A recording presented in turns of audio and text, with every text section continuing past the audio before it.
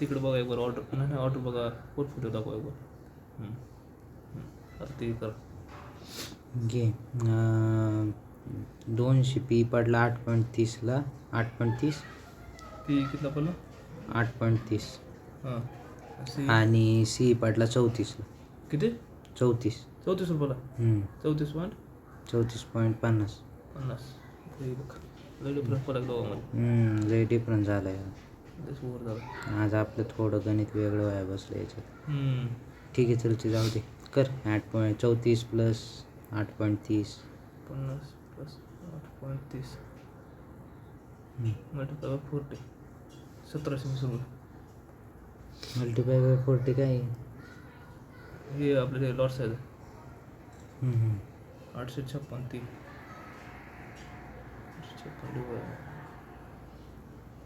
Divided by 2 428 रुपये असेल. 856 हे 50% टार्गेट.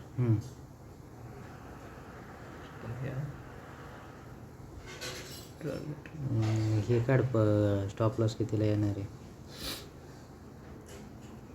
856 डिवाइड बाय 40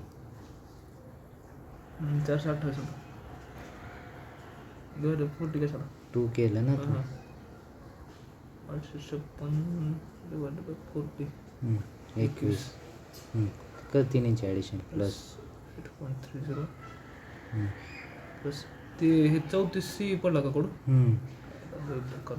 तिला डिफरन्स लय बेकार झाला तोच प्रॉब्लेम आहे आता 64ला तो प्रॉफिटमध्ये आला का प्रॉब्लेम नाही आपल्याला तो प्रॉब्लेम होणार आहे. 64.2 जर आपला टी सी प्रॉफिटमध्ये असेल तर काहीच प्रॉब्लेम नाही पण पी प्रॉफिटमध्ये जायला लागला का लॉसमध्ये जास्त राहणार. 64.2 64ला बघ एवढं काय नाही चार्ट काढतो. व्हिडिओ स्टार्ट तर केला आहे हां केलं त्यामुळे आता ही तर इकडं होती उलटी झाली होती. बघू आता काय होतं बघू एवढं काय ते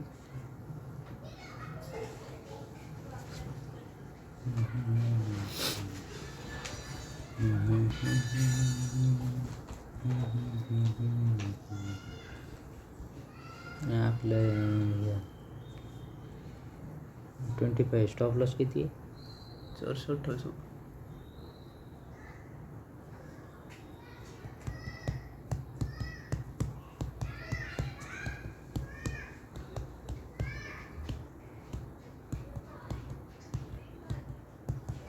$1700 हे होतं ना 1700 रुपये. हे आता उलटच जाणार आहे असं नाही राहणार आहे आता हे दोन्ही प्रॉफिटमध्ये आले हा प्रॉब्लेम आहे आता हा प्रॉफिट कमी नाही होणार लॉस जास्त नाही होणार हा प्रॉब्लेम होतो ज्यावेळेस इकडं जास्त पैसे आणि इकडे कमी पैसे असतील त्यावेळेस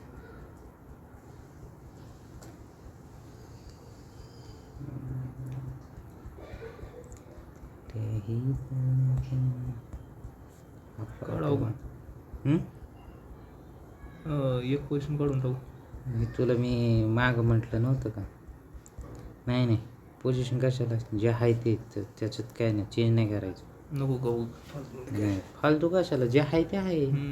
आता मार्केट प्राईस तशीच चालली होती ना मार्केट नाही पडायला चालू झालं होतं वरूनच आता हा नाही पडाय वाहणारच आहे त्यात काय वाद नाही पण आपलं जे आहे ना ते कशाला चेंज करायचं ना ते होऊ दे काय व्हायचे ते होऊ दे ते बी कळत ना आपल्याला कधी काय प्रॉब्लेम येतोय.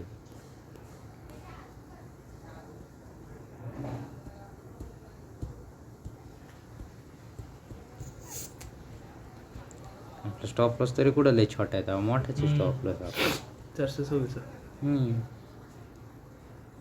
तेवढ्यापर्यंत नाही जाऊन देणार. आता हा जास्त का स्टॉप लॉस गेला आतापर्यंत एवढा स्टॉप लॉस कधीच नव्हता हा जास्त का गेला माहिती का हा डिफरन्स लय झाला लय मोठा डिफरन्स केला त्याच्यामुळे झालं लय झालं डिफरन्स करून पण एवढा फरक नाही पडणार तरी be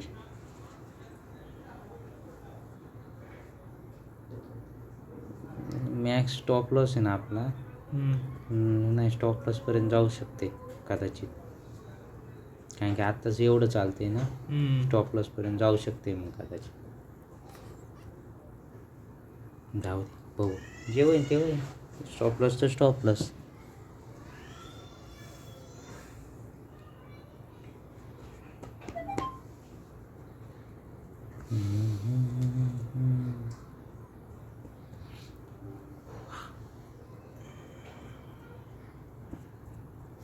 close is equal to open बनलं गड्या. 82 राईट बनवलं. चलो राईट बनले मग तर काय टेन्शनच नाही. मग कुठे जाऊ दे फक्त जा. चल कस कोण वर जा. वर केलं तर मग काय ते मागाचा ट्रेड तुला म्हटलं होतं ना, हा वाले ही कॅन्डलचा हे वाले हे 2 कॅन्डलचा इथं लय भारी झालं असतं. लय पटकन गेला असतं. आता हेच वरती फक्त close is equal to open झाले. फक्त ह्यानं जर ह्याचा हाय जर क्रॉस केलं का मस्त प्रॉफिट झालं.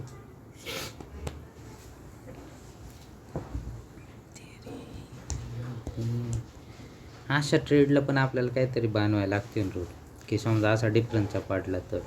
हो ते डिफरन्स लयच गॅप राहते. लय बेकार गॅप राहते. तेवढा गॅप होऊ देऊन लागतो. एवढा गॅप नाही. 4-5 रुपयाचा गॅप ठीक आहे. 5-6 रुपयाचा मग काय प्रॉब्लेम नाही. एवढ्या गॅपने काय होईल, हा किती बी प्रॉफिटमध्ये होते स्टॉप लॉस सेट होण्याचे चान्सेस जास्त राहते. पण एक आनंद एक फायदा आहे याच्यात. हा जर इन द मनीमध्ये आला तर याला लय लवकर बेट करून जातो. बट जर वेळ लागला तर पण अवघड होतं. प्रॉब्लेम काय होते याच्यात, पैसे कमी लागतात ना. डबल जरी झाले तर तेवढेच कमी डबल होतात. तेच तो प्रॉब्लेम आहे. म्हणून ते सारखं काय आपलं फक्त सीला गेलो तर प्रॉफिट बघू तर आता काय रूल तोडण्यात काय मजा नाही. रूल तोडण्यात काय मजा नाही. नाही रूल तोडण्यात काय मजा नाही. स्टॉप लॉस घेता येईल एवढं काय नाही. बरं 20,000 रुपये घाले तर आपण थोडं तर जाऊ दे. याच्या आधी आपणही घालवलेत ना 10,000 रुपये एका दिवसाला. मग थोडं तर जाऊ दे. ते बिना शिकता घालवलं की कमीत कमी शिकायला जाते ते आपलं. चल कव्हर कर तुला.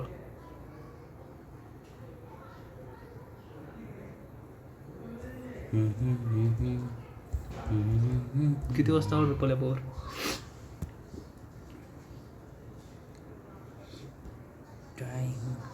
टाईम नाही दिला इथं. टाईम नाही दिला वाटतं इथं. 10-25 नाही टाईम नाही दिला. फक्त प्राईस चालू आहे तिथं. तुला आपण 8.25 कन्सिडर करू. करा ह्या कॅन्डलमध्ये घेतला आपण. ह्या कॅन्डलमध्ये एंट्री केलं. ठीक आहे 8.25.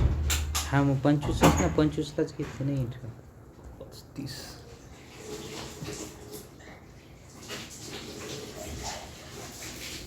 25 4 5 6 7